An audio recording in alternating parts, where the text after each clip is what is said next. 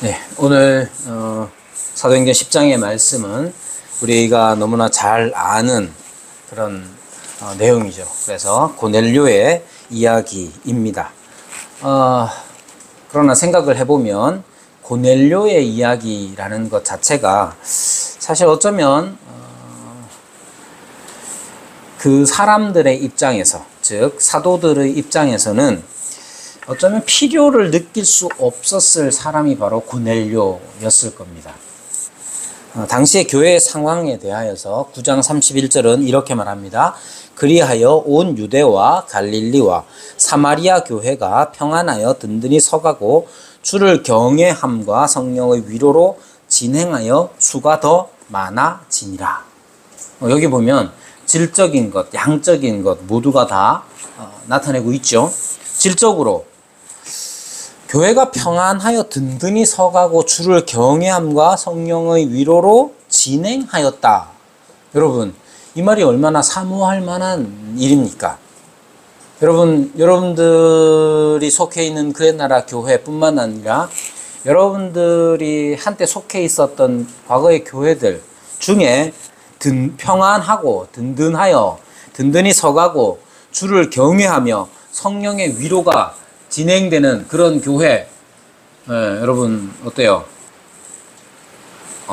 이건 뭡니까? 이 고개를 끄덕이는 거는 그랬었다는 거야? 네. 그러면 사람들의 대부분의 관심들은 어디에 가느냐 하면 거기에 있습니다. 더뿐만 아니라 수가 더 많아지고 있다는 거예요. 그러면 사도들의 입장에서 본다면 더 바랄 게 뭐가 있겠습니까? 그러나 사도들은 거기에 머물지 않고 더 열심을 냈습니다. 31절, 9장 31절에서 말하는 대로 되고 있었지만 그건 그냥 그렇게 해서 끝나는 게 아니라 32절에, 9장 32절에 보면 그때에 이렇게 말해요. 그때에 베드로가 어떻게 하느냐? 사방으로 두루 다녔다고 말합니다. 그러니까 베드로를 비롯한 우리가 앞에서 언급된 빌립이라든지 이런 사람들, 스데반이라든지 이런 사람들이 교회를 위하여 헌신적으로 일하고 있음을 보게 되죠. 그렇게 헌신적으로 일할 때에 사실 자기가 이렇게 헌신적으로 일하고 있기 때문에 필요한 누군가를 발견하는 일은 쉽지는 않습니다. 그래서 이 고넬료라는 사람은 사도들 그리고 예루살렘 교회의 입장에서 보면 굳이 이 사람이 우리에게 필요하다라고 느낄 수 없을, 그건 베드로가 악하거나 게을러서가 아니에요. 교회는 지금 부흥하고 있기 때문에 그렇습니다. 뿐만 아니라 더 나아가서 고넬료라고 하는 이 중요한 등장인물을 한번 보십시오. 여러분, 고넬료 그러면 이 사람이 원래 이제 라틴어식 이름인데, 라틴어식 이름이 로마 이름인데 코넬리우스라는 이름이에요. 코넬리우스. 여러분, 코넬리우스 그러면 이제 신학을 좀 아는 사람들은 코넬리우스 반틸, 코넬리우스라는 이름을 가진 유명한 사람들을 압니다. 뿐만 아니라 로마사에도 보면 술라라는 사람이 등장하는데 로마사에 등장하는 술라도 코넬리우스예요. 이 코넬리우스라는 이 이름은 로마에 있어서 아주 유서 깊은 가문의 이름이란 말입니다. 물론 이제 이름을 줄 때 이렇게 표현하면 좀 그렇지만 이름을 로마 사람들은 막 주는 경향이 있습니다. 어떻게 막 주느냐 하면 자기 노예가 마음에 들었다. 그러면 야, 니도 이 이름 써. 그리고 이제 코넬리우스 이름 딱 주고 이런단 말이에요. 그래서 술라 같은 경우는 노예로 잡아온 사람 1만 명을 코넬리우스라는 이름을 줘버렸어요. 그러나 코넬리우스라는 이 이름은 그만큼 로마적이에요. 로마에 있어서 로마 공화정 때부터 시작해가지고 이 제국에 이르기까지 이 코넬리우스라는 이름은 로마의 유서 깊은 가문의 이름으로서 이 이름 자체, 고넬료라는 이름 자체가 너무 로마식인 거예요. 그러면 생각을 해보십시오. 로마의 유서 깊은 가문의 이름을 쓰고 있고 이 사람은 지금 이탈리아라는 부대, 이탈리아라는 이 이름의 부대의 백부장이었던 것이죠. 그리고 그 사람은 어디에 사는 사람이냐? 가이사랴에 삽니다. 가이사랴라는 이름은 카이사르에서였어요. 카이사르가 누굽니까? 카이사르는 로마 제국의 황제로 취급받는 그런 사람이란 말이에요. 그런 사람이 지금 이 사람 코넬리우스라는 사람이 머물고 있는 가이사랴라는 이 도시는 헤롯 때에 카이사르를 기념하기 위하여 만든 도시예요. 여러분, 서울대 학교 갈 이수아 그래갖고 이게 막 예배 시간에 졸아가지고 그 서울대 가겠나? 자, 이래야 잠이 깨겠죠. 서울대의 과거 이름이 뭡니까? 경성제국대학입니다. 경성제국대학을 왜 그 이름을 그대로 안 씁니까? 제국이라는 이름 때문에 그래요. 그렇죠? 가이사라라는 이 도시는 카이사르를 기념하여 만든 헤롯이 만든 도시란 말입니다. 거기에 로마의 군대 백부장으로, 주둔해 있는 로마 군대의 백부장으로 있는 사람이 누구냐? 고넬료라는 사람이었어요. 그래서 그 이름이 상징하는 바, 그가 머물고 있는 장소와 직책과 이름이 상징하는 바에 따르면 굳이 관심을 가질 필요가 없는 사람이 바로 고넬료였던 것이죠. 더 나아가 그는 그리스도인이라기보다는 유대인이었습니다. 정확히 그를 표현하는 말이 무엇이냐면 하나님을 경외하는 사람이라는 거예요. 2절에 그것을 언뜻 비추고 있고 22절에 가면 그를 소개할 때 이 고넬료는 어떤 사람이냐 하면 하나님을 경외하는 사람입니다 라고 말하래요. 하나님을 경외하는 사람이라는 말은 어떤 의미를 가지고 있느냐 하면 유대교에 들어온 사람이라는 거예요.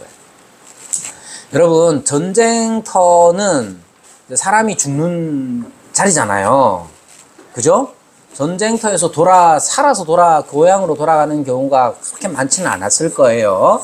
그러다 보니까 이 생사의 기로에 맞닥뜨려 있는 사람들의 특징이 뭐냐 하면 종교적입니다.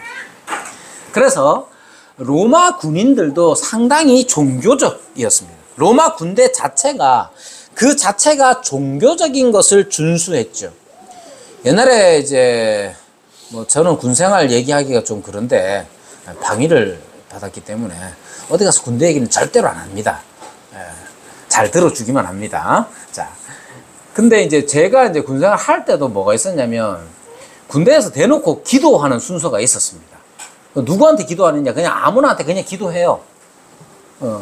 장로님도 아마 군생활 그렇게 하셨을 거고 대부분 다 그렇게. 요즘은 어떤지는 몰라요. 그래서 식사할 때마다 이제 식사의 기도를 함께 외치기도 하고 막 이랬단 말이에요. 왜 그러겠어요?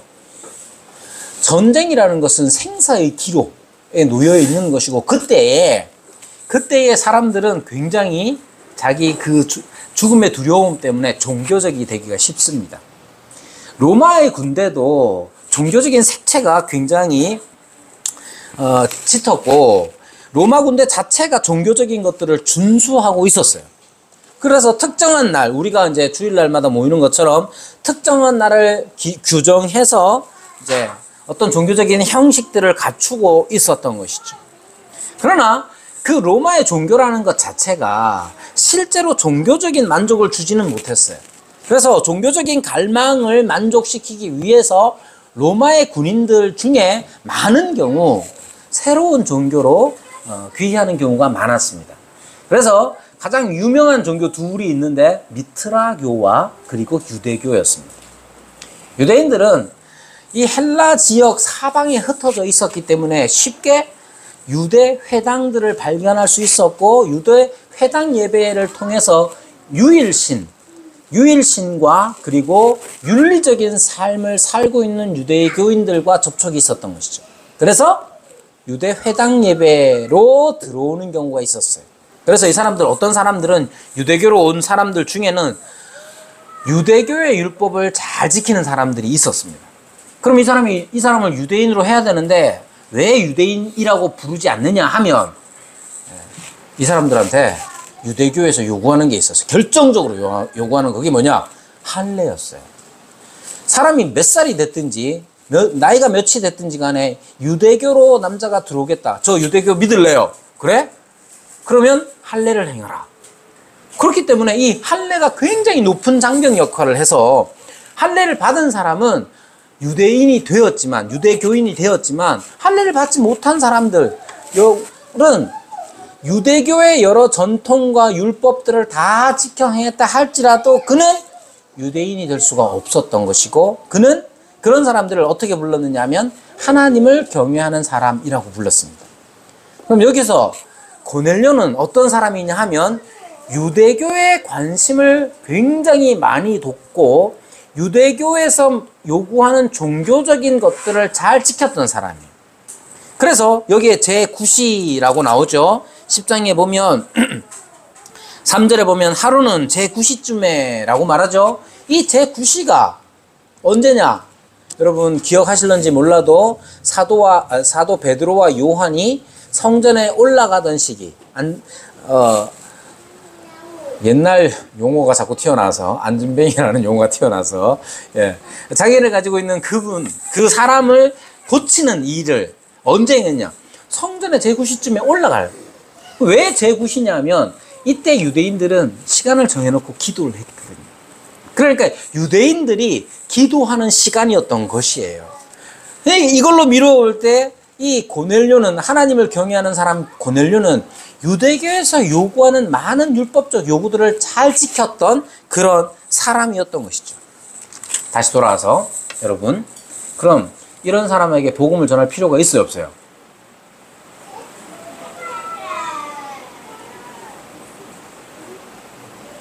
별 필요를 못 느낄 수도 있죠. 베드로는 그래서 고넬료를 직접 자기가 찾아낸 게 아니에요. 우리 기준으로 보자면 다른 종교, 즉 유대교에 잘 다니고 있는 사람이니까 베드로를 비롯한 사도들은 당시에 교회가 특별히 관심을 가질 수 없었을 겁니다. 이해할 수 있는 게 또 하나 있는데 그건 뭐냐면 9장까지만 하더라도 9장 앞부분에 뭐가 나와 있습니까? 사울이 그리스도인들을 잡아쳐 넣으려고 권한을 부여받아서 다맥색으로 가는, 그러니까 그때까지 계속해서 핍박이 있어 왔기 때문에 특별히 유대교인들을 건드리는 것 자체가 여러분 쉽게 생각할 수 있는 건 아니었을 거란 말입니다. 그럼에도 불구하고 하나님께서는 베드로로 하여금 고넬료를 만나게 해 주셨습니다. 왜 하나님은 이렇게 환상이라는 일상적이지 않는 방법들을 사용하셔서, 그런 수단들을 사용하셔서까지 베드로를 고넬료와 만나게 하셨을까? 여기에서 이제 고넬료가 가지고 있는 특수성이 있습니다. 고넬료는 그리스도인 곁으로 상당히 가까이 다가온 사람입니다. 그의 진짜 고향이 어디였는지 분명하지는 않지만 그는 유대인이 아닌 것은 확실하죠. 그런 사람이 지리적으로 가까이 와 있었습니다.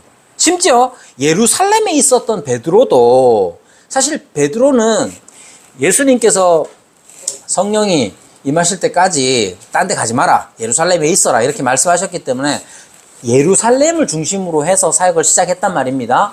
그런 베드로가 이제 어디에 와 있습니까? 요빠에 와 있어요. 그 요빠는 어디냐면 예루살렘하고 가이사랴의 중간쯤 되는 곳이에요. 그러니까 지리적으로 더 가까이 와 있는 거죠. 그런데 이렇게 지리적으로 가까이 와 있다는 것 자체가 어떤 상징성을 가지고 있습니다. 영적인 의미로 보자면 복음에 근접해 있는 것이죠. 복음에 근접해 있는 이방인은 그것으로 끝나지 않습니다. 표현하자면 앞으로 나아가는 방향으로, 예를 들면 이런 거예요. 우리가 이제 여러분 바다를 건널 수는 없잖아요. 수아야 정신 차리고, 정아야 정신 차리고. 예. 김정은 목사님 설교할 때도 이렇게 조나, 유복희 집사님, 김정은 목사님 설교할 때는 잘 듣는 것 같던데, 자 졸지 말고. 자 여러분 바다는 건널 수는 없지만 실개천 이렇게 건넌다고 칩시다. 근데 다리가 없어요. 돌다리 이렇게 있겠죠. 그럼 어떻게 합니까? 하나 건너고 하나 건너고 하나 건너고, 건너긴 해야 될 거 아니에요, 그죠? 자, 고넬료는 어떤 의미냐면 내가 저쪽으로 가야 되는데 건너야 할 돌 정도로 생각하면 되는 거예요. 그렇다고 해서 사람을 수단화한다는 게 아니라 그 방향을 따라서 가는 하나의 과정 중에 있는 그런 사람인 것입니다. 고넬료의 구원 자체가 목적이기도 하지만 고넬료 사건은 1장 8절에서 말씀하시는 땅끝까지 이르러 내 증인이 되리라 하신 우리 주님의 약속의 말씀을 이루기 위한 한 단계인 것이죠. 원래 땅끝까지 이르러 주님의 복음의 증인이 되어야 합니다. 근데 땅끝이 어디예요? 땅끝이 어딘지 지리적으로 중요한 게 아니라 문화적으로, 민족적으로 생각해 보십시오. 실제로 사도행전은 땅끝에 이릅니다. 그러나 그 땅끝이라는 것은 어떤 의미냐면 뒤에 가면 루스드라라는 곳에 사도 바울이 전도를 합니다. 근데 특징이 있어요. 루스드라의 특징은 뭐냐면 그 사람들은 그 사람들의 방언을 따로 써. 이 말은 뭐냐면 그 사람들은 너무 외진데 있어가지고 자기들의 사투리를 쓴단 말이에요. 그런 곳까지 가야 되는 거예요.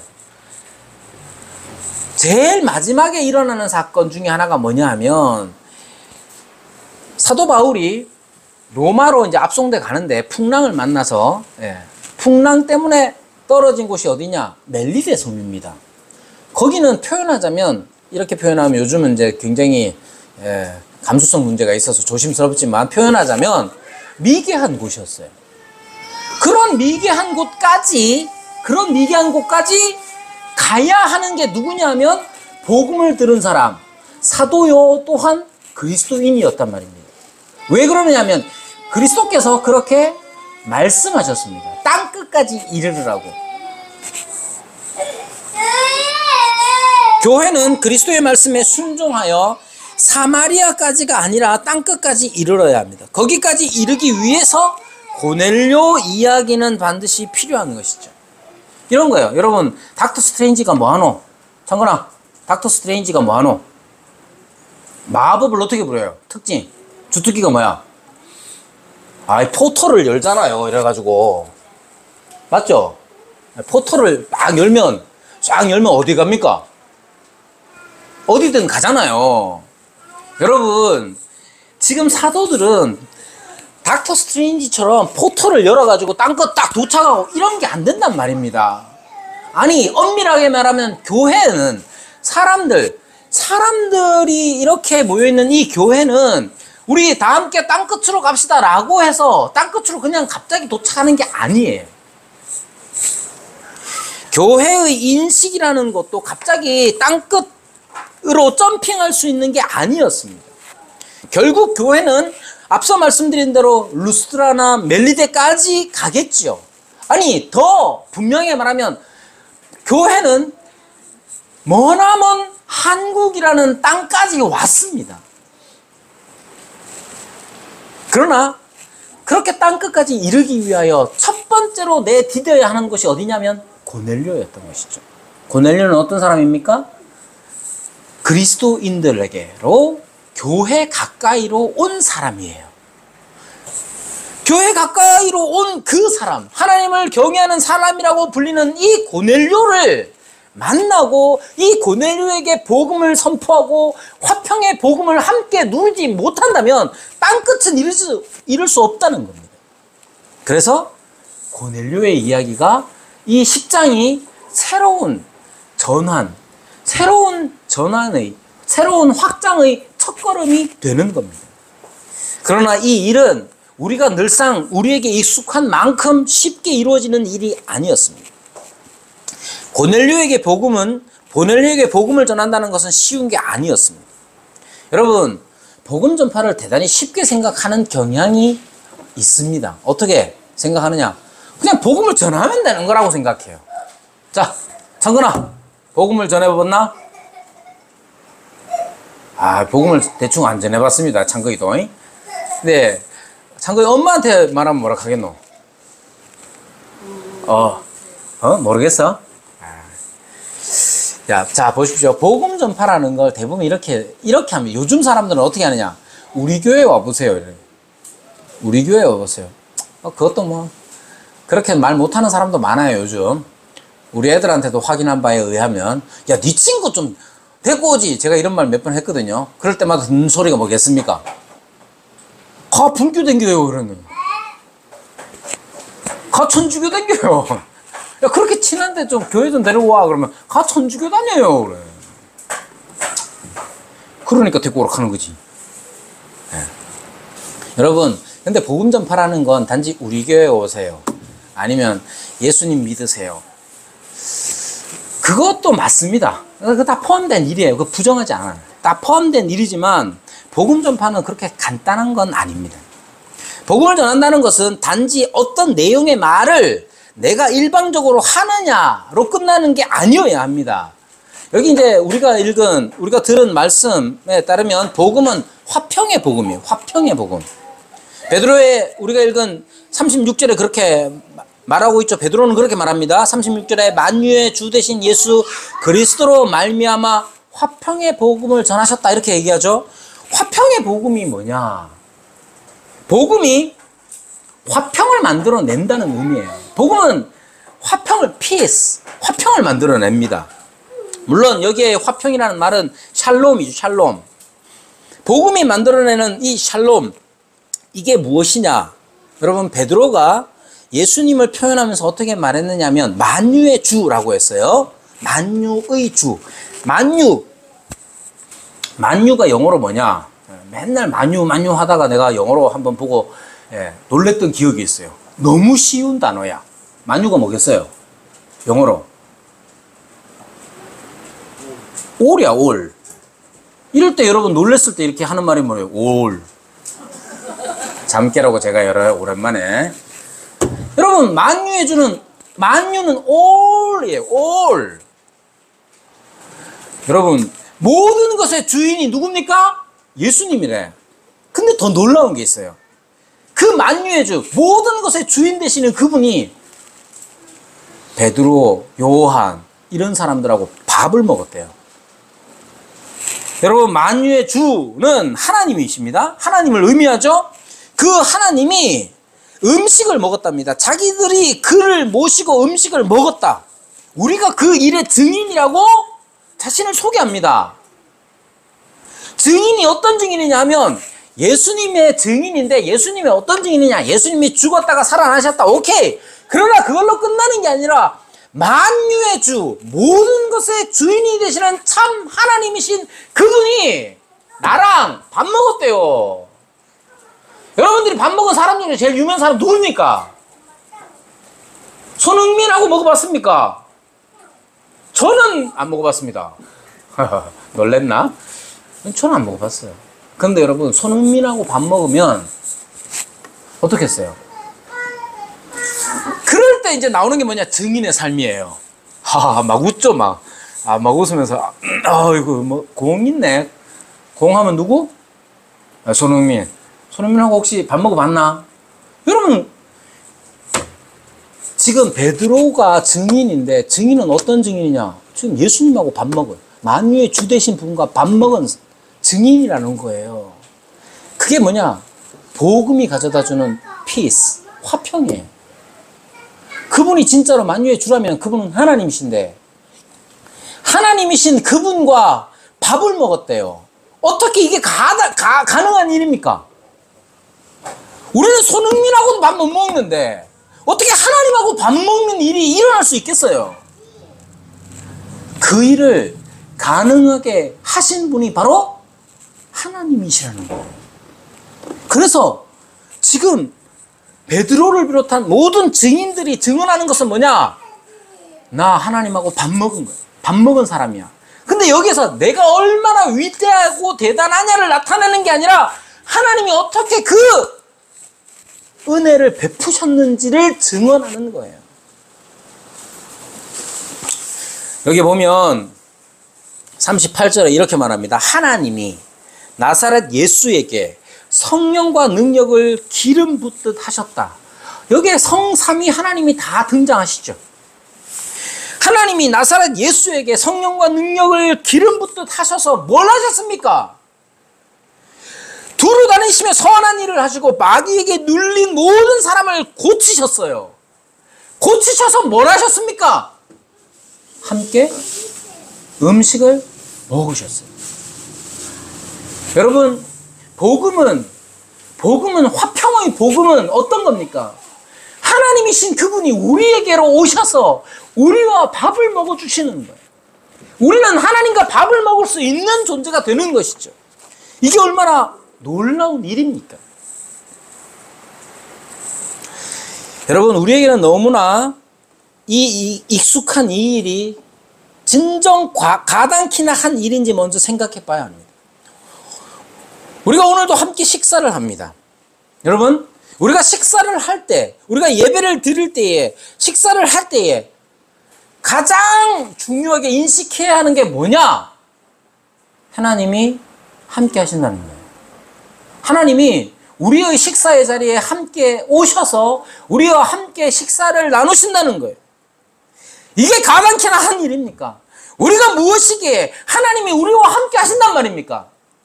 우리는 손흥민 같은 사람하고도 함께 할 수 없는 사람인데, 지금 막 축구 선수들이 와가지고 지금 난립니다. 저도 잘 몰랐는데 홀란드가 와가지고 그냥 사람들이 홀라당 그냥 다 난리예요. 그죠? 그 사람하고 사진 찍는 것만 해도 자랑입니다. 만유의 주 되신 우리 하나님께서 우리에게로 오셨어요. 우리에게로 오셔서 함께 식사를 하십니다. 이 일이 어떻게 일어났는지 우리는 너무나 잘 알고 있습니다. 38절에 말씀하신 것처럼 하나님께서 하나님이 나사렛 예수에게 성령과 능력을 기름 붓듯 하셔서 또한 그분이 하신 일 때문에 결국 그분은 어떻게 소개됩니까? 나무에 달려 죽은 분으로 소개됩니다. 어떻게 이렇게 선한 일을 많이 하신 분이 모든 사람을 고치시고 하신 그분이 죽게 되었습니까? 그분의 죽음은 그분의 죄 때문이 아니었음을 분명히 밝힙니다. 그게 증거가 뭐냐? 하나님이 그를 사흘 만에 다시 살리셨다고 말하고 있기 때문에 그래요. 그래서 예수님의 죽음이라는 것 자체가 자기 자신의 죽음 때문에 그저 죽은 존재가 아니라 어떤 목적과 의미가 있다는 사실을 가르칩니다. 그게 뭐냐? 우리로 하여금 함께 하나님과 식사할 수 있는 사람이 되도록 하기 위하여, 죄를 사하시기 위하여 대속의 죽음이었다는 사실을 지금 사도 베드로는 증언하고 있는 거예요. 여러분, 화평의 복음이란 이렇게 음식을 함께 먹는 것으로 드러나는 관계의 회복을 의미합니다.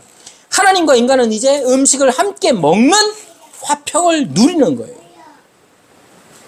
여러분, 그럼 고넬료와는 어떻게 지내야 할까요?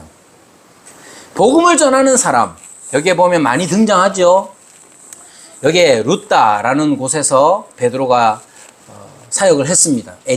중풍병자 애니아를 고치고 도르가라는 죽은 여제자를 살리는 일을 했습니다. 그래서 많은 사람들이 예수님을 믿게 되었다고 증언하고 기록하고 있습니다. 여기에서 중요한 건 이 루다와 또 요빠 이곳에서의 사역 자체가 나타내는 결과가 뭐냐? 여러분 자꾸만 오해하면 안 돼요. 들어보세요. 복음을 전파한다는 건 여러분 예수님 믿으세요 라고 그냥 무책임은 아니죠. 그것도 해야 할 일이에요. 그러나 예수님 믿으세요 라고 말하는 거로 끝나는 게 아니라 복음의 참된 열매를 누리는 것이어야 합니다. 그게 뭐냐면 같이 음식을 먹는 거예요. 왜? 하나님이 우리에게로 오셔서 우리와 음식을 함께 먹으셨잖아요. 드셨잖아요. 그래서 복음을 전한다는 건 우리가 함께 음식을 먹는 자가 되는 거예요. 여기에서 문제가 발생합니다. 왜 고넬료에게 이렇게 훌륭해 보이는 하나님을 경외하는 사람, 유대교로 전향 귀한 이 사람에게 왜 가까이 갈 수 없었느냐 하면 여전히 베드로에게는 유대인의 체질이 남아있었기 때문에 그래요. 유대인들에게 있어서 중요한 건 뭐냐면 정결함입니다. 정결함. 제일 문제가 뭐냐? 유대인들이 이방인들과 함께 어울릴 수는 있어요. 말도 할 수 있고 이렇게 할 수 있는데 같이 먹는 건 어려워. 이방인들은 아무렇게나 막 먹거든요. 그런데 유대인들은 정결법이 있어서 아무렇게나 먹으면 안 돼요. 레위기 11장에 보면 먹을 수 있는 동물과 먹지 못한 부정한 동물들이 나와요. 여기 이걸로 끝나는 게 아니에요. 여기 이제 환상을 보잖아요. 환상을 보면 네발 짐승이 나옵니다. 네발 짐승. 네발 짐승은 먹을 수 있어 없어요? 먹을 수 있는 짐승도 있고 없는 짐승도 있습니다. 근데 중요한 게 아니라 더 나아가면 먹을 수 있는 짐승들 중에도 함부로 도축하면 안 되는 거예요. 소는 먹을 수 있습니다. 양 먹을 수 있어요. 근데 양을 아무렇게나 도축했다. 그럼 부정한 거예요. 그런데 이방인들은 어떻게 하겠어요? 아무렇게나 잡아서 먹는단 말이에요. 양을 먹든 소를 먹든 율법에서 정한 대로 도축하는 게 아니라 지 마음대로 먹어요. 그래서 문제가 발생합니다. 이방인들하고 말할 수는 있어요. 가서 예수님 전할 수는 있어요. 근데 거기서 같이 밥 먹는다면 이 이방인 고넬료가 어떤 방식으로 고기를 잡았는지도 모르고 어떤 고기를 잡아 먹고 왔는지도 모르는데 거기서 내가 같이 먹는다고? 그럼 자기가 부정해지는 거니까. 그래서 더 어려운 겁니다. 그래서 베드로는 고넬료에게 더 다가갈 수가 없었던 것이죠. 그런데 하나님은 어떻게 하셨습니까? 환상으로서 이 모든 보이지 아니하게 굳건하게 튼튼하게 쳐져 있는 장막을 허물기를 시작하십니다. 어떻게? 환상으로 계시하십니다. 고넬료에게도 환상으로 계시하시고 베드로에게도 환상으로 계시하십니다. 그러나 고넬료와 베드로의 환상의 수준이 좀 달라요. 어떠냐? 고넬료에게는 하나님께서 환상에 주시는데 아주 선명하고 단순합니다. 하나님의 사자 천사는 고넬료를 불러요. 3절에 그렇게 고넬료야 이렇게 부르죠. 그리고 안심시킵니다. 그리고 나서 어떻게 합니까? 구체적인 지시사항을 전달하는데 아주 간단합니다. 어떻게 말합니까? 요바의 무두장이 시몬의 집에 있는 베드로라 하는 시몬을 청하라.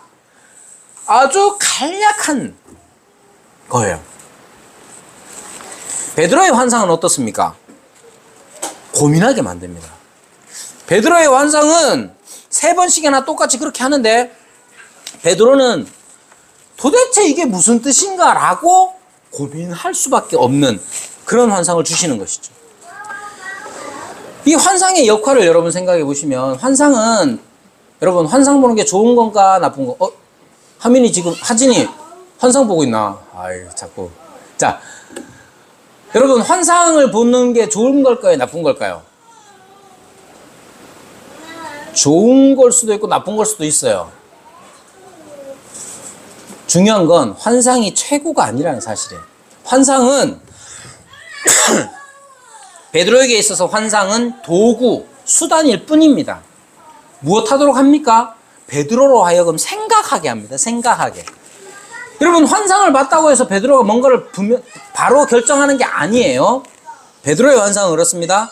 베드로로 하여금 생각하도록 만듭니다. 17절에 베드로가 본 바 환상이 무슨 뜻인지 속으로 의아해 하더라. 여러분이 만약에 환상을 봤다면 여러분이 그리스도인이고 여러분이 환상을 봤다면 어떻게 해야 됩니까? 속으로 생각해야 돼. 이게 무슨 뜻이지? 생각해야 돼. 그렇지 않으면 어떤 일이 일어나느냐 하면 사단에 의해서 농락당할 수도 있습니다. 모든 환상이 다 좋은 게 아니에요. 예수님께서 경험하신 것들 생각해 보십시오. 예수님을 시험했습니다. 그 시험 누가 했습니까? 사탄이었어요. 예수님은 그 모든 것 속에서 주님의 말씀, 하나님의 말씀을 생각하셨던 것이죠. 여러분 베드로도 지금 그렇게 하는 거예요. 환상에 대하여 19절에 보면 그 환상에 대하여 생각할 때 이렇게 말하고 있지 않습니까? 그럼 환상을 통해서 생각한 게 무엇이겠습니까? 먼저 환상의 의미를 생각했겠죠? 그러려면 환상 내용 자체를 되돌아봐야 됩니다. 여러분 환상의 내용 무슨 내용이었겠어요? 핵심 무엇이 정결하냐의 문제예요. 그렇죠? 네발 짐승, 기는 것 이게 보자기에 쌓여서 쭉 내려옵니다. 그때 6시니까 정오쯤 됐거든요. 그러니까 베드로가 점심 먹을 때가 된 거야. 배고파, 시장에. 배고파요. 이렇게 말해놓고 이제 기도를 했는데 환상이 보여주신 거예요. 하늘에서 싹 내려옵니다. 네 발 짐승과 기는 것과 이런 거 쫙 도자기에서 싹 내려옵니다. 하나님이 뭐라고 말씀하시냐? 먹어라. 이렇게 얘기해요. 그때도 베드로는 정신을 바짝 차리고 아유 이거 어떻게 됐는지 모르는데 못 먹겠습니다. 핵심은 뭐냐? 환상의 내용의 핵심이 뭐냐면 정결한 것과 부정한 것이에요. 여러분, 그러면서 하나님께서 깨끗하게 하셨다 이렇게 말씀하시죠? 그러므로 자기가 생각하는 정결함과 부정함의 기준이 있고 그게 율법에 의한 것이든 뭐든 간에 하나님께서 깨끗하게 하셨다는 말씀이 있습니다. 따라서 생각을 하는 것이죠. 과연 하나님께서 무엇을 깨끗하게 하셨는가? 여러분, 하나님께서 음식을 깨끗하게 하셨겠습니까? 아니면 그 음식을 통해서 나타나는 바 또 다른 게 진짜로 깨끗하게 하는 게 있겠습니까? 만약에 음식을 깨끗하게 하셨다라고 생각하면 그건 너무나 단순한 얘기죠. 율법의 시대에, 구약의 시대에도 하나님께서 레위기 11장에 나오는 동물들 중에 어떤 동물들은 정결하다라고 말씀하신 게 있습니다. 그 왜 정결한 동물들을 왜 주셨어요? 니네가 정결해야 된다라고 하는 목적 때문인 거예요. 그래서 베드로는 계속 생각하게 된 것이죠. 과연 음식이 깨끗한 게 중요한가? 아니면 음식을 깨끗하게 하신 이유가 무엇인가? 그러면서 베드로는 계속해서 생각했을 겁니다. 그리고 베드로가 생각하는 것들 중에 그 생각을 도왔던 사건들이 있었을 거예요. 관련된 사건들을 돌이켜보면 이런 겁니다. 마가복음 7장에 보면 사람을 더럽히는 게 무엇이냐 하는 주님의 말씀이 있습니다. 입으로 들어가는 게 사람을 더럽히는 것이냐? 아니면 마음에서 속에서 나오는 것이 사람을 더럽히느냐? 주님께서 뭐라고 말씀하셨습니까? 음식의 문제가 아님을 분명히 가르쳤죠. 그래서 베드로는 생각 중에 이런 일들도 생각했을 거예요. 뿐만 아니라 예수님이 하신 일에 대하여 생각했겠죠. 앞서 38절에 말한 것처럼 예수님이 하신 일은 성령과 능력으로 주님께서 하신 일은 마귀에게 눌린 모든 사람을 고치시는 거예요. 예수님이 고치셨던 사람들 중에는 이방 사람들도 있었습니다. 이방 여인의 자녀도 주님께서는 고쳐주셨단 말이에요. 이 모든 것들을 통해서 생각을 하고 있었겠죠. 거기에 덧붙여서 19절에 성령께서 그에게 말씀하십니다. 이렇게 생각할 때에 성령께서 인도하시는 것이죠. 이 환상과 이 사람들을 통해서 성령께서 권능을 주셔서 이루시는 일이 있음을 깨닫게 되었고 믿고 순종하게 된 것입니다.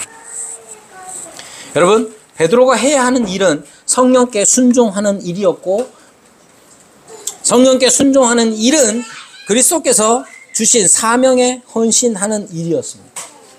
그래서 그는 그렇게 갔던 것이죠. 여러분, 생각해보니까 제가 오늘 설교를 오랜만에 했는데 여기 와서 처음 하는 설교입니다. 설교 본문은 어떻게 잡았느냐? 지난번에 하던 거 이어서요.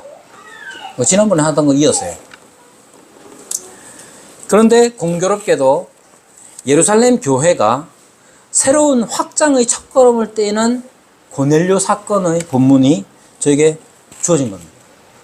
이럴 때 설교자는 약간의 희열 같은 걸 느낍니다.